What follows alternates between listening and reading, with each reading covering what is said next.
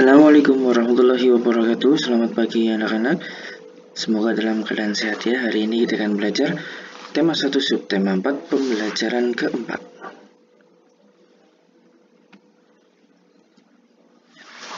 Ayo mengamati perkembangbiakan tumbuhan dengan umbi.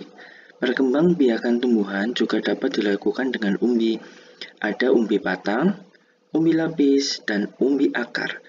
Kentang dan umbi jalar adalah contoh tanaman yang berkembang biak dengan umbi batang. Bawang dan bunga bakung berkembang biak dengan umbi lapis. Sedangkan wortel dan singkong berkembang biak dengan umbi akar. Ini macam-macamnya ya. Nah, pernah lihat semua ini? Pernah ya? Ya, lanjut ya.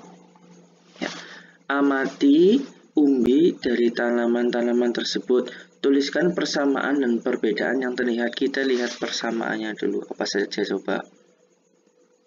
Ya, terdapat di dalam tanah. Ya, tempat menyimpan cadangan makanan. Betul ya, umbinya.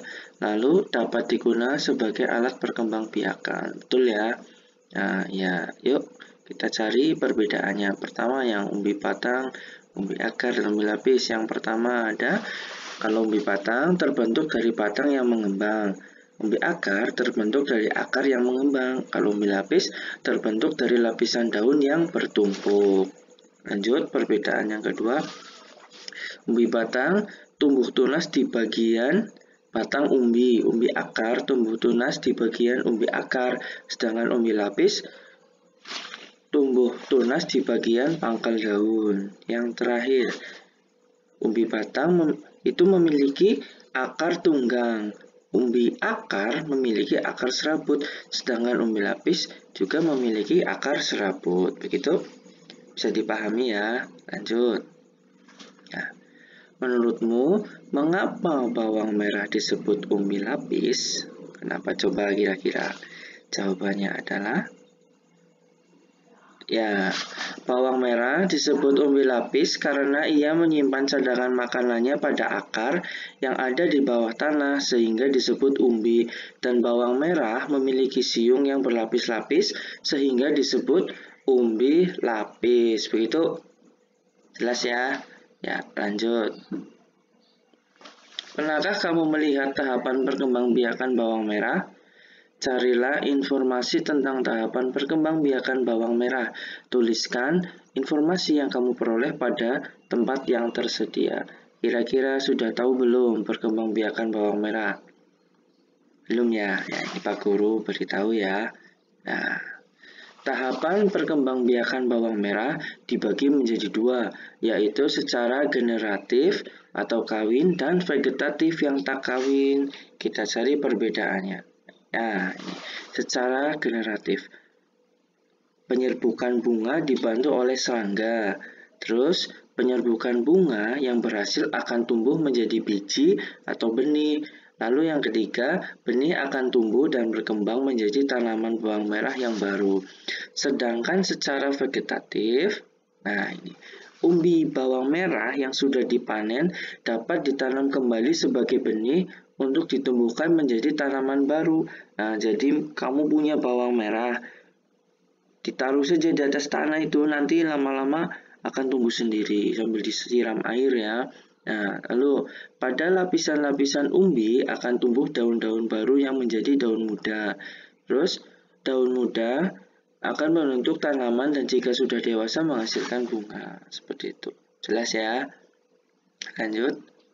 Nah, menanam umbi batang atau singkong tergolong mudah. Kita tinggal memotong batang tersebut, lalu menanamnya. Tunggu beberapa hari, maka kalian dapat melihat daun tumbuh dari batang tersebut. Batang singkong yang tidak terpakai dapat digunakan sebagai alat permainan. Lebih tepatnya, dipakai sebagai alat ukur lompatan dalam sebuah permainan.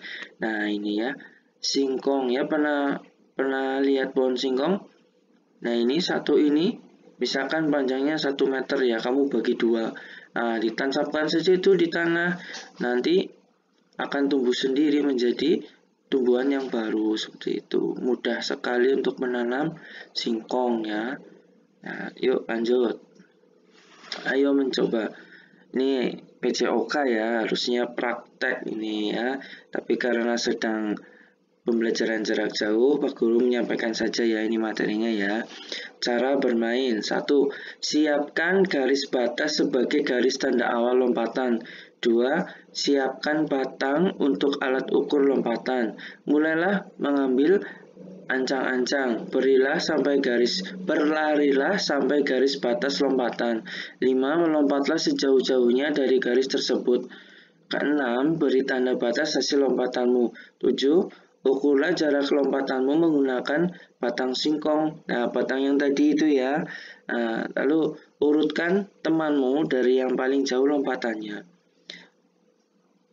Ya, nah itu. Kamu lompat dari garis start ya. Nah, itu loncatnya berapa jauh nanti diukurnya menggunakan batang singkong ya. Nanti temanmu sampai habis semuanya, yang paling jauh siapa gitu ya. Berikut ini adalah gambar tanaman yang berkembang biak dengan umbi. Ya, ini. Ya, ayo perhati. Berbagai jenis umbi-umbian, ada kentang, ada singkong dan lain-lain ya. Kita baca keterangannya. Umbi-umbian merupakan makanan yang sangat digemari oleh sebagian besar penduduk Indonesia. Umbi-umbian dapat diolah menjadi berbagai makanan. Hari ini, Siti dan teman-teman belajar memasak. Mereka membuat makanan dari bahan singkong, yaitu getuk. Pernah makan getuk ya? Pernah ya, apalagi orang Sokaraja itu. Getuk Sokaraja itu ya banyak ya. Mereka bekerja bersama-sama. Mereka membagi tugas dengan merata sehingga semua pekerjaan dapat diselesaikan dengan baik.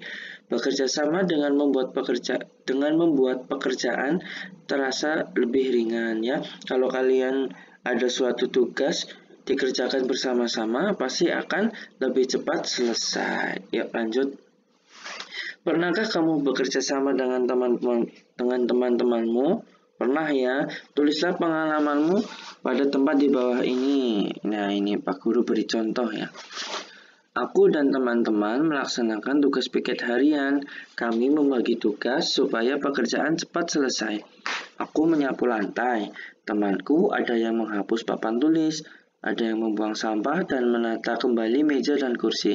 Dengan bekerja sama, tugas piket harian menjadi ringan dan cepat selesai. Gitu. Lanjut. Nah, alhamdulillah selesai. Selamat belajar ya anak. Terima kasih. Wassalamualaikum warahmatullahi wabarakatuh.